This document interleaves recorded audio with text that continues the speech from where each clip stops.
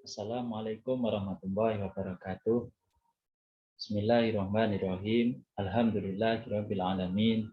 Wassalatu wassalamu ala sayyidina Muhammadin wa ala alihi washabihi ajmain amma ba'd.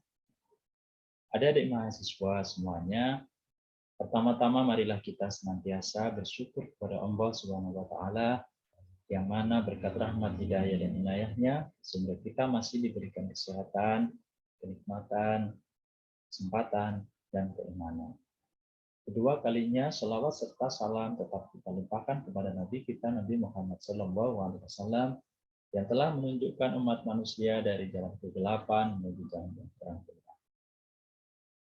Adik-adik mahasiswa semuanya, pada kesempatan sebelumnya kita sudah membahas mengenai jaminan konvensionalisme terhadap ilmu pengetahuan matematika, di mana konvensionalisme ini menjamin kebenaran matematika dari pembuktiannya, yaitu dari asumsi matematis dan asumsi logisnya. Nah, pada video kali ini kita akan membahas mengenai objek-objek matematika. Hal ini dikarenakan salah satu kriteria dari filsafat matematika yaitu membahas mengenai objek-objek matematika. Baik, saya akan share screen terlebih dahulu.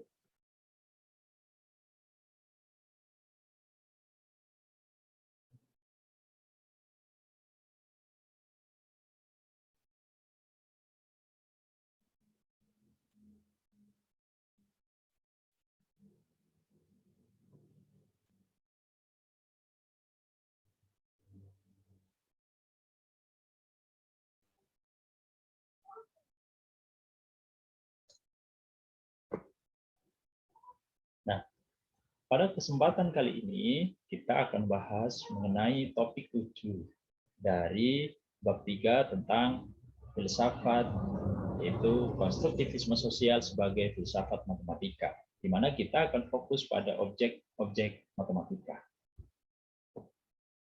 Tujuan pembelajaran kita, yaitu pada kesempatan kali ini adalah 1.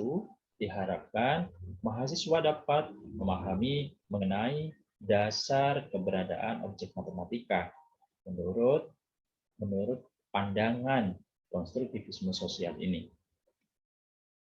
Kemudian yang kedua, diharapkan mahasiswa dapat memahami yaitu objek matematika itu relatif bervariasi.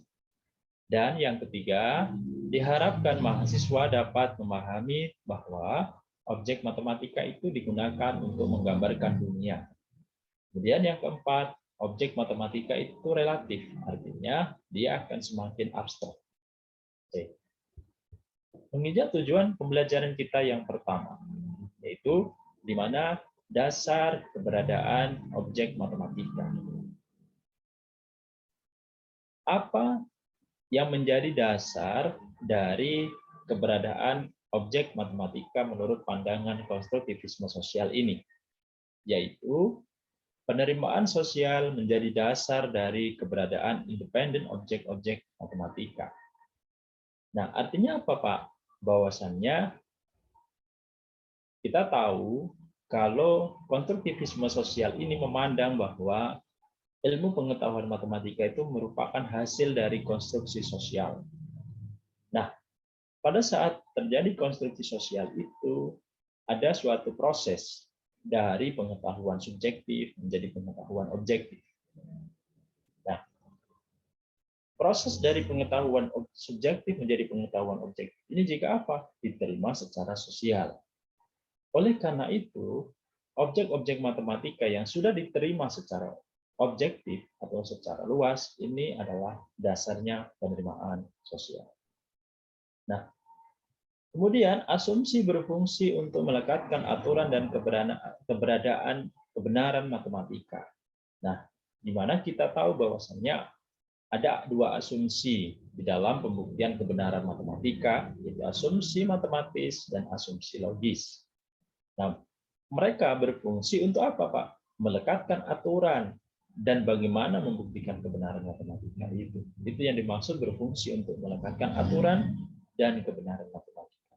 Sehingga penekanannya matematika itu adalah memiliki objek dan tujuan. Di mana objek-objek matematika kemudian memiliki tujuan. Tujuannya apa, Pak? Yaitu tujuan dari matematika adalah berarti penggunaan dalam kehidupan sehari-hari atau kita sebut sebagai aplikasi matematika. Tujuan pembelajaran yang kedua adalah objek matematika relatif bervariasi. Nah, selama ini yang kita ketahui adalah bahwa objek matematika itu adalah abstrak, Pak. Tapi mengapa objek matematika relatif bervariasi? Menurut pandangan konstruktivisme sosial bahwa objek-objek matematika relatif bervariasi dari konkret ke teori entitas matematika yang abstrak. Hal ini dikarenakan mereka atau objek-objek matematika itu adalah hasil dari negosiasi sosial, bukan hanya produk dari satu imajinasi seorang. Nah, jadi kita tahu bahwa konstruksi sosial itu kan konkret. Nah, ini berarti untuk memunculkan objek matematika yang bersifat abstrak, itu dimulai dari yang konkret terlebih dahulu. Yaitu setelah itu dianggap konkret melalui negosiasi sosial, maka yang berupa objek konkret tadi kemudian dijadikan dalam teori entitas matematika. Nah, yaitu teori pembentukan matematika yang lebih abstrak. Nah, contohnya, Pak. Contohnya kita tahu, contoh adalah persegi panjang. Itu dimulai dari benda-benda di dunia ini yang konkret, yang terdiri katakanlah benda-benda yang mungkin berbentuk papan tulis, kemudian berbentuk peta-peta sawah dan sebagainya. Nah, itu adalah konkret kemudian diabstrakkan.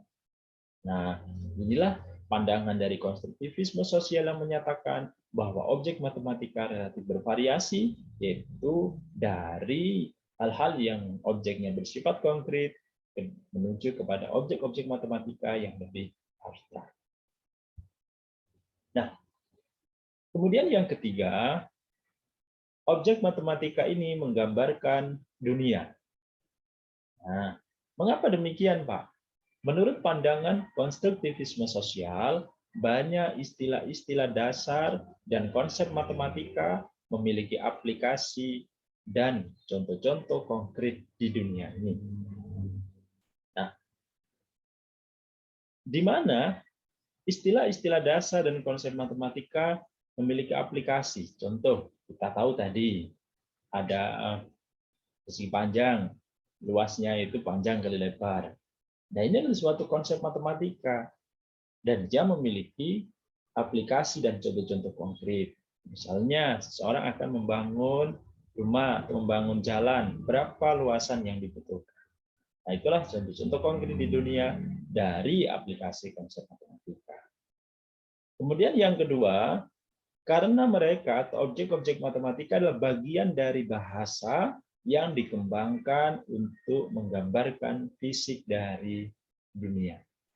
Nah, jadi objek-objek matematika itu adalah merupakan bagian dari bahasa yang memang secara penerimaan sosial, konstruktivisme sosial itu digunakan untuk menggambarkan fisik atau objek-objek yang ada di dunia. Nah, contoh, jadi istilah-istilah seperti 1, 2, 10 garis, sudut, segi segitiga, dan seterusnya ini menggambarkan sifat-sifat objek atau himpunan objek di dunia itu sendiri. Nah, sifatnya contoh, kita menghitung banyaknya jeruk begitu ya. Nah, ini satunya jeruk, kemudian ini ada berapa, maka ini ada 2. Nah, kemudian katakanlah ini berbentuk apa? Hampir menyerupai bola. Nah, objek matematika ini sifatnya ada 2, kemudian hampir menyerupai bola. Nah, selain digunakan untuk menggambarkan sifat-sifat objek dan objek itu sendiri bentuknya, istilah lain seperti menambah, mengurangi, membagi, mengukur, memutar, dan seterusnya ini menjelaskan tindakan yang bisa dilakukan pada objek konkret. Nah, jadi contohnya ini, Kita kurangi 1, maka tinggal 1. Nah, jadi objek matematika menggambarkan dunia. Apa yang digambarkan dari dunia dengan menggunakan objek matematika ada 3, yaitu sifat-sifat objek matematika, sifat objek dalam dunia itu, kemudian objek itu sendiri himpunannya, contohnya sudut, persegi, segitiga, kemudian adalah tindakan yang bisa dilakukan terhadap objek konkret tersebut, contohnya mengurangi, menambah, mengurangi.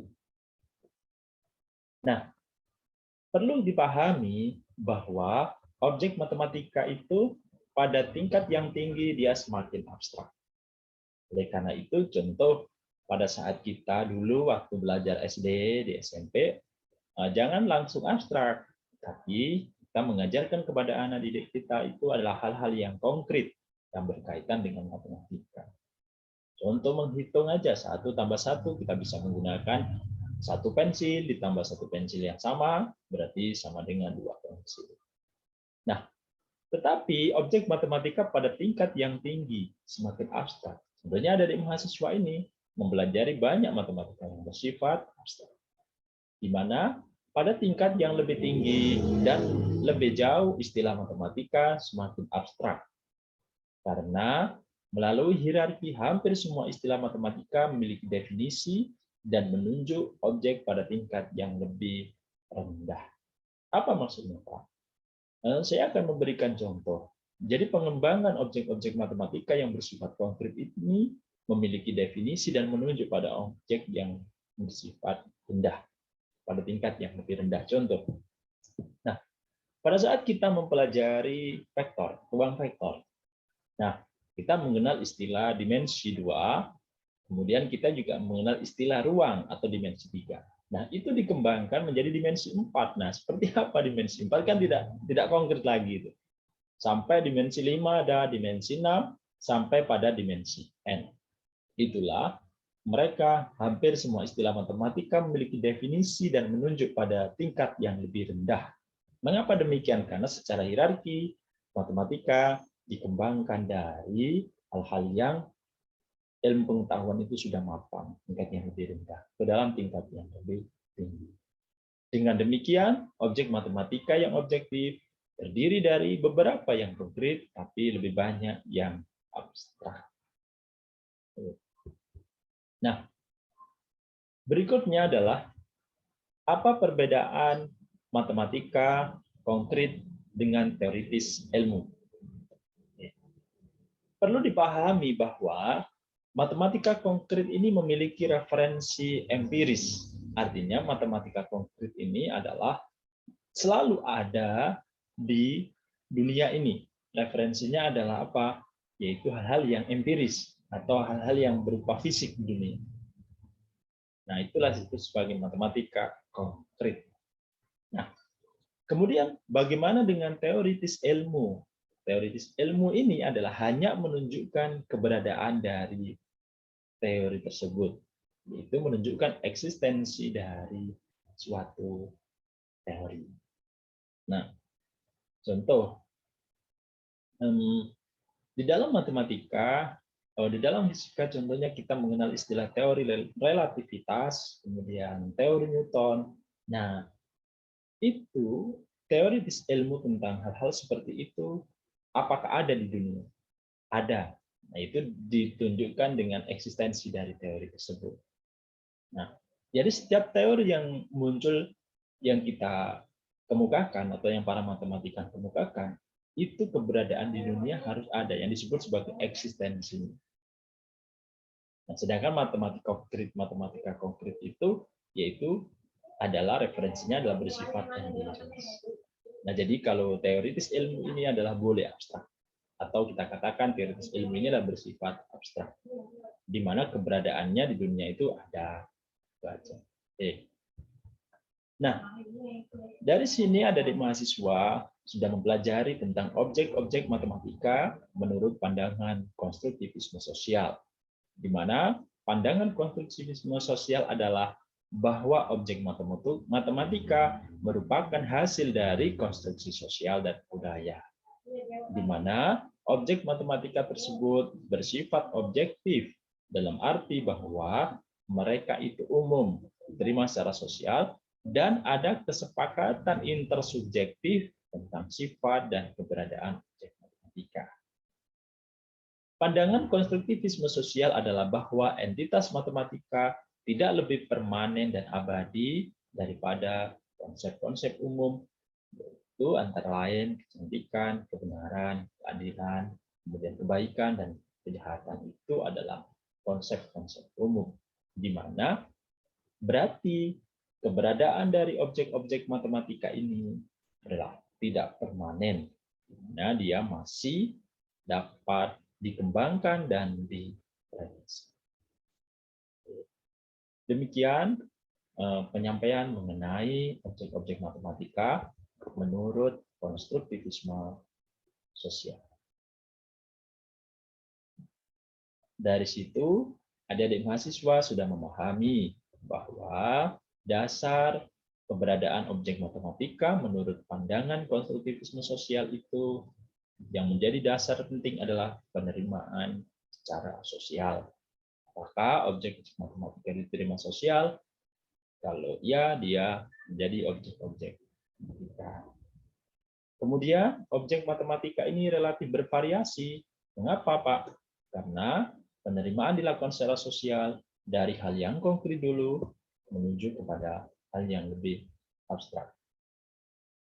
Nah, karena penerimaan secara sosial, maka objek matematika ini digunakan untuk menggambarkan dunia.